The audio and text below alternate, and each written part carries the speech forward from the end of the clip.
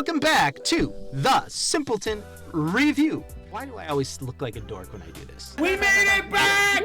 We're back! We're back! We're back! As far as you know, we probably were here like 5 seconds ago when you watched another one of our videos, but you know.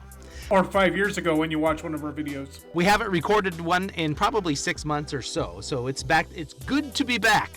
So we've had a lot of crazy stuff going on in our lives. Charlie had to do an emergency move to another place, so that was fun. But we got Thanks, them all, guys. It's way appreciated. Yeah, we got them all tucked away back there, just not that far away from where you used to live. So that's good, right? Right. Yeah, right on. Today we are going to be reviewing the Netflix documentary Will and Harper. And it's about Will Ferrell and his friend who used to be a scriptwriter for Saturday Night Live. He calls himself Harper. What's his last name again? Or her last name? Why do I do that? Steele. Yes. And so they travel around the country from New York to California, and it's about their journey across these states. Harper used to be when Harper was a male, he used to like to travel across the country, go to dive bars, and basically, find the seedy sides of communities. That was kind of his thing. He liked to drink really bad beer, if you'd ask Will Ferrell. Go to car races and things like that. And they decided to do that again, but now Harper is a female. And to see the reaction is transitioning into a female, so to see the reaction of people that normally probably wouldn't have given him a second thought, now maybe sometimes don't even give her the time of day. Let's start with you. What did you think about Will and Harper, the documentary? I thought it was an interesting documentary. I'm not particularly a fan of documentaries, but, I get why this one was made and I get the messaging behind it. And I think it's a good idea. But I do think it's hard to make some of the points that they're trying to make when you have Will Ferrell following you around and an entire camera crew. Yes, I believe it would be hard to do anything at all if Will Ferrell was following you around. It would be quite distracting. He's a big man. He's very tall. And he's a joker. So I got to put that in there. He's a joker. It's not his joke.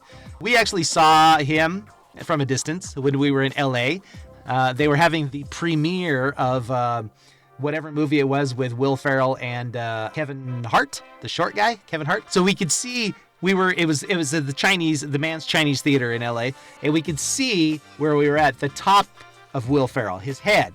But of course we couldn't see Kevin James at all, or Kevin Hart. Kevin Hart. It was kind of funny. Anyway.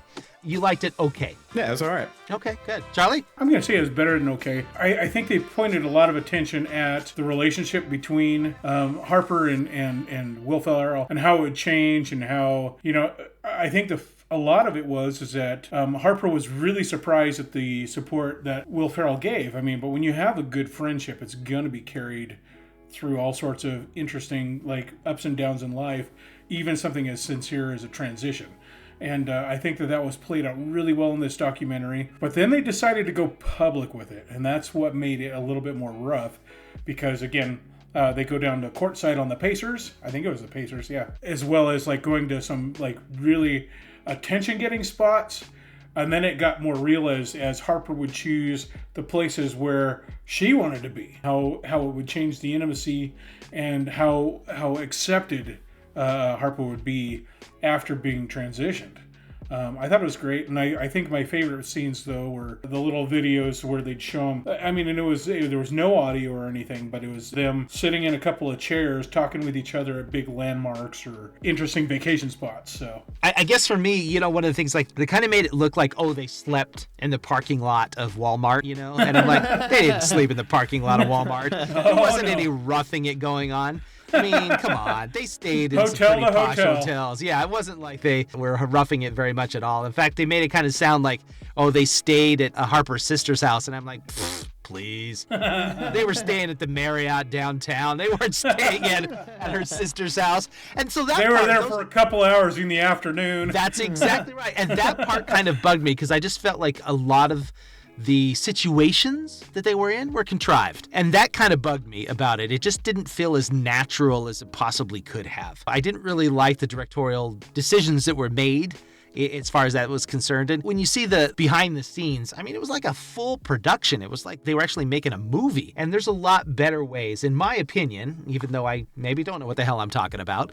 to make a documentary that's going to make it seem a lot more natural. Don't have big freaking booms, sticking above their head, recording the movie. Make it more intimate. Stick a lapel mic on them, or don't even take a camera close to them. Don't get close-ups when they're sitting in those chairs like you were talking about. There wasn't a lot of that, but there was some close-ups. It's like, stay back.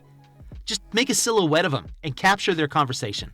That would have been more effective, in my opinion, than a full freaking production. You know what I mean? That was kind of my beef. But the story and understanding what somebody such as Harper goes through in her transition was good. It helps make, when you see these stories, it makes them more human than when you see them from a distance, or you just like, they're, weird or whatever because they're doing this or whatever.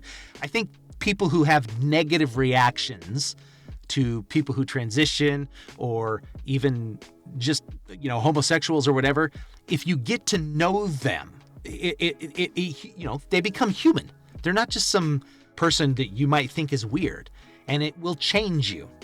It will change how you think of them, or at least it should if you're human yourself, which sometimes I question if some people are human. But anyway, so let's go ahead and give our scores for this documentary. Charlie, go ahead.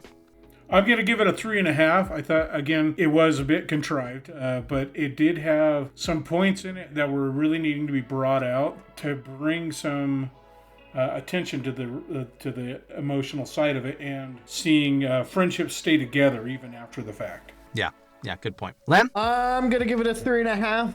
I think it's a documentary, so it's not particularly my cup of tea, but I feel like the point was made. I feel like the point that was made needed to be made, and especially with the way things are kind of right now with all the online virtual, like people are going at each other's throats, to remind each other that we're all human and just trying to get through this life alive. 3.5. All right, good. I'm going to be the bad, evil person, and I'm going to give it a 3. And so, unfortunately, it does not get a simpleton certified rating. But the contrivation, what would be the plural of contrived? Contrivation? I don't know. Is, I think, the part that really bugged me the most. Contrivances. Okay, that works better. Thank you. I appreciate Harper's story, and I appreciate his friendship with Will, and I thought that was some good stuff there, but I just can't get over some of that stuff with the directorial decisions that were made, and I want to look at the movie as a whole, not just what the story is about. A 3 for me. So it's well worth the watch, guys. Go see it. I think we would all say that it is definitely worth watching, and for the relationship between these two. It's good, and it's powerful. I think that's all we got for this episode of Simpleton Review. Anybody got anything else to say before we say goodbye? Bye! I'll take that as a no. Hey, guys, thanks for joining us. We appreciate it. We'll see you next time on the Simpleton Review. Please make sure, if you're watching this, to like the episode, okay? Subscribe to the episode. We want you to be our friends. We don't have any. So please come be our friends, okay? All right. See you guys. Bye-bye.